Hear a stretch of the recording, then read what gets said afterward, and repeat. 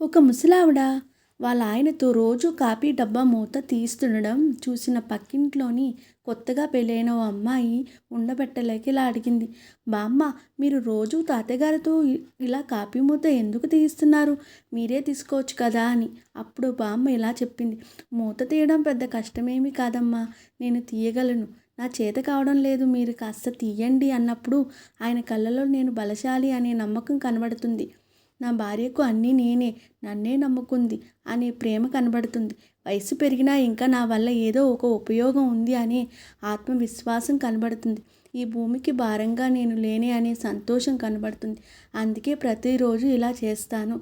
నిజమే కదా, మనిషి నా వల్ల ఎటువంటి ఉపయోగం లేదు అని అనుకున్నప్పుడు కుంగిపోయి నశించిపోతారు. అలా కాకుండా ఇలాంటి చిన్న చిన్న విషయాల వల్ల వారిని ఉన్నంత వరకు సంతోషంగా ఉంచొచ్చు కదా అని ఆ కొత్తగా పెళ్ళైన జంట కూడా అదే విధంగా ఒకరినొకరు బలపరుచుకుంటూ అన్యోన్యంగా, ఆనందంగా, ప్రేమగా జీవితం కొనసాగిస్తున్నారు.